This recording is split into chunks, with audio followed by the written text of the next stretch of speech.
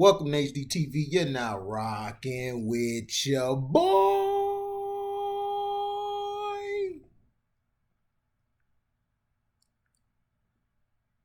Let's see.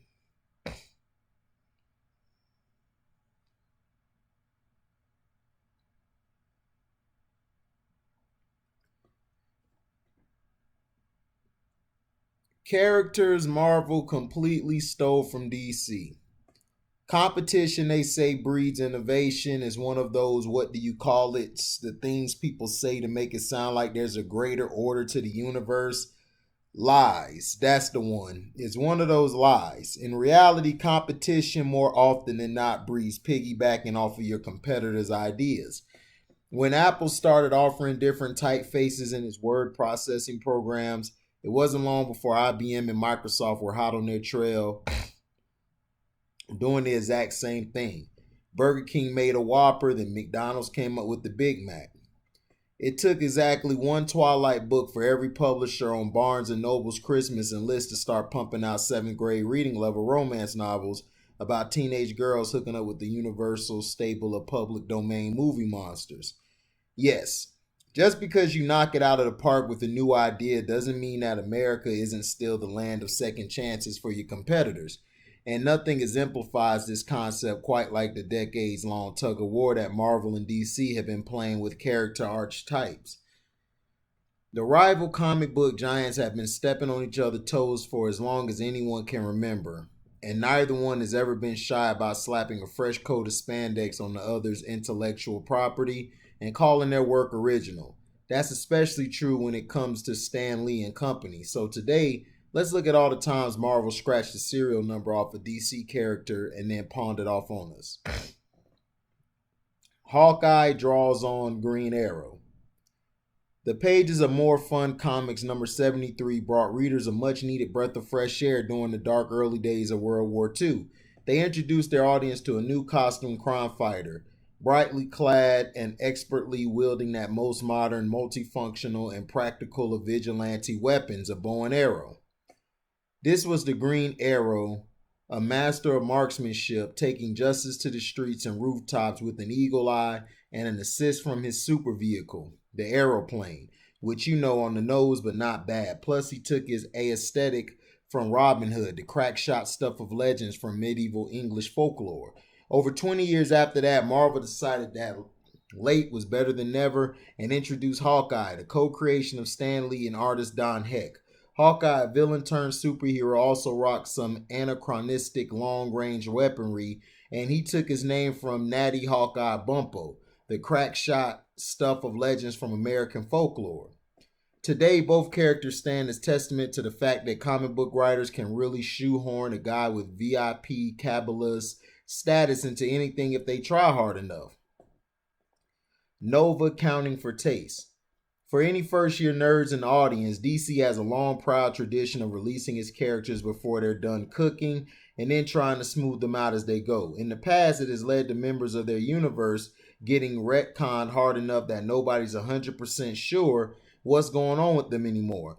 The most convoluted reimagining in the DC pantheon, setting aside Hawkman, goes to the Green Lantern, who first popped his head out in 1940 and wore more red than you would think. This version, Alan Scott, was a trained engineer who received magical powers from a mystical lantern after a locomotive crash and was vulnerable only to weapons made out of wood. About 19 years later, somebody at DC must have thought that's ridiculous, and they reimagined Green Lantern as a more grounded, realistic fighter pilot named Hal Jordan, who received space magic powers from a mystical lantern after a spaceship crashed and was only vulnerable to weapons that were yellow. He joined an intergalactic peacekeeping force made up of visually distinctive aliens and started energy blasting his way through space crime in 1959. A few years of successful book sales later, Marvel decided that this was a place as any to hop on board, and they created their own energy blasting magic accoutrement wielding multi-species space police, the Nova Corps, with Richard Rider at the helm.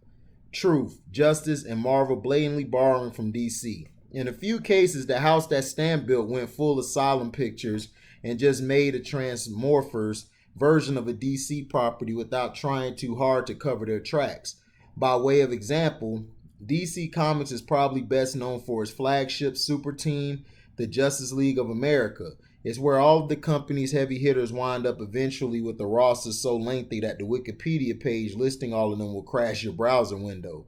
The classic lineup has never been more than a crisis away from forming ranks and is made up of Superman, Batman, Wonder Woman, Flash, Green Lantern, Aquaman, and Martian Manhunter. And if you like the Justice League, you're going to love the Squadron Supreme. Marvel's answer to the question, how far can you take a prestige before it's actionable? Members include Hyperion, a square-jawed, super-strong alien decked out in primary colors, a long cape and prominent underpants. There's Nighthawk, a hyper-intelligent detective dressed like a nocturnal flying animal. Power Princess fills in alliteratively and symbiotically for Wonder Woman. Dr. Spectrum serves as a ROYGBIV lantern. Amphibian can swim like a champ, and Wizard, counterintuitively enough, runs. Like any good community college art teacher will tell you, it's not stealing if you do a palette swap. The fantastic, the plastic, and the elongated. Yeah, Marvel's had a bad habit of aping DC's work, but in at least one case, DC started it. A while back, Detective Comics pulled an impressive maneuver by accidentally stealing a character from themselves. It was 1960 and The Flash needed a new supporting character. Writer John Broome and penciler Carmen Infantino came up with the stretchy guy, Elongated Man, capable in theory of doing whatever an elongated can. He was goofy, cartoonish, and most glaringly basically a retread of the popular 1940s quality comics character Plastic Man. That similarity wasn't lost on the creators of Elongated Man, who later went on to say that they never would have made the new guy if they realized that DC already had the rights to Plastic Man after acquiring Quality Comics in 1956. But the deed was done, and DC found themselves with two comic relief stretchy dudes. Around that time, the brain trust in Marvel realized that they were losing the stretchy guy race, and in 1961, they introduced Mr. Fantastic, another stretchy guy, only this time he wasn't as funny. How DC dropped the ball on Captain Marvel. Back before Brie Larson was Captain Marvel and long before Zachary Levi was Shazam, Shazam was Captain Marvel. If you don't know the story, here's what happened. Now defunct comic publisher Fawcett Comics had the most popular superhero of the 1940s, a young boy named Billy Batson, who by uttering his trademark acronym Shazam was transformed into Captain Marvel, world's mightiest mortal. DC wasn't wild about the physical similarities between Captain Marvel and their flagship character Superman, and they inundated Fawcett with copyright claims. The Captain Marvel character was then retired in 1953 until Fawcett licensed their characters to DC in 1972. By that point, Marvel Comics, presumably laughing maniacally as thunder rolled in the distance, had created and copyrighted their own character named Captain Marvel. They spent the next several decades reviving, rebooting, and recreating Captain Marvel characters to retain the rights to the name. By the time DC got around to bringing the original Captain Marvel into the fold, they had to come up with the new Shazam moniker for the character. It's the pettiest knife that cuts the deepest. Doctored copies. From a storytelling perspective, magic superheroes have always been a tough nut. Readers who are 100% down the climb with Bat Shark repellent can get kind of snippy when the same level of Deus Ex Machina comes from a guy with the knowledge of cosmic level sleight of hand. Still, there are at least two big magicians in the comic book universe, magicians who kind of resemble one another. Dr. Fate came out of the gate swinging in 1940 as a primo result of the pulp hero craze, sharing his debut issue with hard-boiled cross-dressing bounty hunter Biff Bronson and his blackface-adorned sidekick Dan Druff. It was a different time, but while Dr. Fate started out as a poorly defined delver into the unknown science of the occult, he was eventually fleshed out into the greatest magician of the DC universe, powered by Mistopotence, aka Almighty Magic. Now, don't confuse Dr. Fate with Doctor Strange, Marvel's Sorcerer Supreme, who showed up in 1963. Both characters have spent decades wowing readers with plot-driven magical abilities that allow them to do anything except when they can't. They're not the most accessible characters, but in the 90s, they were rolled up into a single dude called Doctor Strange Fate, which each doctor compounding on the other's ability to make readers wonder what the heck is going on. The X-Men sent these DC heroes to their doom. The similarities between Marvel's X-Men and DC's Doom Patrol have been a point of nerdy debate since pretty much day one. Both debuted in 1963 and both featured a wheelchair-bound intellectual leader, a team of shunned and misunderstood heroes, and suspiciously similar rogues galleries.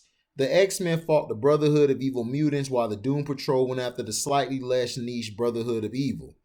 Doom Patrol was dubbed the world's strongest heroes, as opposed to the X-Men, the strongest superheroes of all. Coincidence? Maybe there was only a 3-month gap between one and the other, so the turnaround time would have had to be pretty instant on Marvel's part. Still, Doom Patrol co-creator Arnold Drake smelt shenanigans. Not that it stopped them from cashing their checks when he started writing for X-Men years later. In any case, X-Men went on to be a multi-billion-dollar franchise, while Doom Patrol had to settle for a really good DC Universe streaming show. That's life for you. Oreos are better than Hydrox, and it took until Elizabeth was hatched for these Argentinian scientists to create a viable Olsen sister. Sometimes the remake is better than the original. No need to get catty. Black Cat couldn't have been inspired by Catwoman. The writer who created her, Marv Wolfman, says so. Basically, the argument goes like this. Yes, Catwoman and Black Cat have a lot in common on the surface, yet Catwoman and Black Cat are both feline-themed diamond thieves dressed in astonishingly similar skin-tight black leather outfits. Yes, they both serve as an on-again, off-again romantic interest to their title's wholesome male super protagonists, ever dangling the carrot of no goodery in front of their lawful good faces. And yes, Catwoman's debut preceded Black Cat's by the better part of 40 years. But in an interview with Comic Book Resource, Wolfman rightly pointed out that Felicia Hardy's inception had nothing to do with Selena Kyle's already prominent role in comic book history, because he had created Black Cat as a female foil not for Spider-Man, but for Spider-Woman. So you see, she couldn't have been a Catwoman ripoff somehow. It's also worth mentioning that Wolfman cited an old Tex Avery cartoon from 1949 called Bad Luck Blackie as his inspiration. Fun fact, Bad Luck Blackie was most recently re-released by Warner Brothers, the parent company of DC, making Black Cat a WB knockoff retroactively. Talk about bad luck. The story behind Marvel's greatest knockoff, probably the mother of all unrealized copyright lawsuits, the story of Deadpool's genesis is legendary in the comic community for the sheer brass ones it took to see through. This one starts in the 1980s with DC introduction of a new Teen Titans villain, Slade Wilson, aka Deathstroke, a hyper-agile super assassin juiced on government experimentation and a healthy dose of post-70s self-seriousness. Rob Liefeld, the artist and writer who brought us the roided-out pouch-heavy look of nearly every character in the 90s, was a self-professed fan of the character. When he presented his creative partner Fabian Nicieza with his design for a New Mutants villain named Deadpool, Nicieza subtly mentioned that it was just Deathstroke with some parts moved around. Whereas at this point, most creatives would either go back to the drawing board or fly off the handle at the very idea that they copied someone else's paper. Liefeld apparently went yep and then veered even further into knockoff territory. He even named his character Wade Wilson as an extra twist of the So Sue Me knife. Turnabout being fair play and all, in 2014, DC introduced a new character named Red Tooth / Wayne Wilkins. It feels inevitable that Marvel's next move has to be a guy named Smesh Smooth Dwayne. Fart sound, but it hasn't happened yet. Copies of copycats. It's a long-running tradition in comic books. If you got a super team that needs a bad guy to fight, but you don't feel like learning to draw something new, toss in a villain who duplicates the superpowers of your pre-established characters. In American comics, it starts with DC's Amazo, an android created by mad scientist Professor Ivo. powered by absorption cell technology, which allowed him to recreate the abilities of those he came into contact with. He first appeared Brave and the Bold number 30 in June 1960, copying the powers of the Justice League to mixed results. Marvel has owed DC a nice thank you note ever since. In 1966, Tales of Suspense number 82, Marvel introduced Super Adaptoid, a robot similarly created by mad scientists and similarly stealing the superpowers of a flagship super team, in this case, the Avengers. That same year also saw the first appearance of Mimic, an X-Men villain who, thanks to a mad scientist experiment, could copy all of Marvel's Merry Mutants' abilities.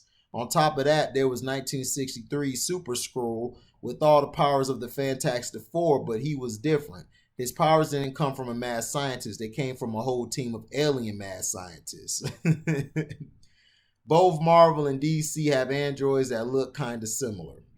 Before he shocked moviegoers by being the most watchable part of Avengers Age of Ultron, knowing anything about Vision was a pretty decent line of demarcation between the real dyed-in-the-wool nerds and the Christmas and Easter crowd. He was an odd duck, a crimson-skinned android in a cape with a very disco collar, created by a supervillain but turned to the side of good. When creator Roy Thomas was brainstorming new additions to the Avengers, he initially wanted to bring back a Golden Age alien of the same name, but as he told The Hollywood Reporter, he was shut down by Stan Lee, who he said insisted on making him an android. The name stuck anyway. What's not known is whether this had anything to do with DC's recent addition to the Justice League, the Red Tornado, a crimson-skinned android in a cape with a very disco collar, created by a supervillain but turned to the side of good. It is true that Roy Thomas had been working for DC before Lee offered him a job. Whatever, it's just nice that Paul Bettany finally got to show his face in a Marvel movie. It keeps coming back. There's really only so much you could say about this one, and most of what there's to be said is the word boomerang.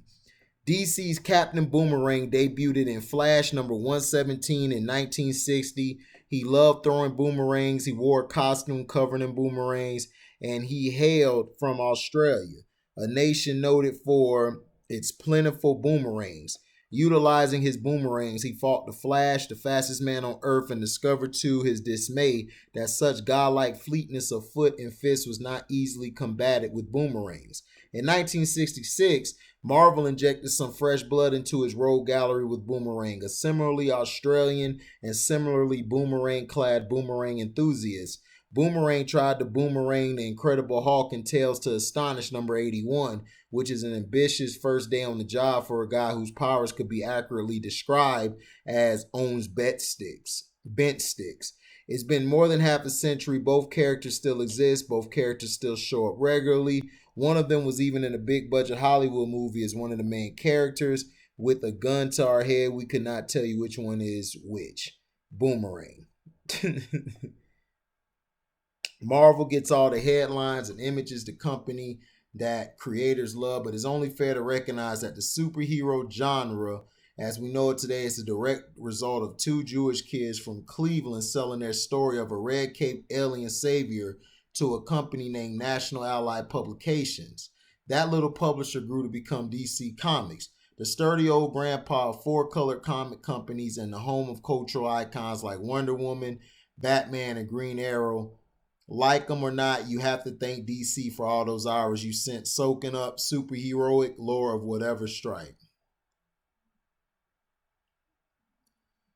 DC certainly has an impressive legacy, from blockbuster film franchises to the seemingly endless array of superhero logo t-shirts. You see it every geek convention today. However, the history of this comic giant isn't all biffs, pows, and bangs, because if Batman were real, he'd probably be investigating some of the shady deals that went on behind the scenes. Here are secrets DC Comics will probably prefer you didn't know about. Back in 1984, DC Comics wasn't doing so hot, while Superman, Batman, and Wonder Woman merchandise always sold big. The comic books themselves were scraping rock bottom, according to comicbook.com. Meanwhile, Marvel was making bank. Their financial troubles were still a decade away. So DC's parent company, Warner Brothers, proposed the idea of selling off DC Comics to Marvel. Yes, it's really almost happened. Yes, you could have lived in a universe where Wonder Woman / Captain Marvel teams up and or Superman versus Thor events were regular occurrences. But hold on, because the story gets even crazier according to Geek Tyrant. So I'm going to save that story for another time.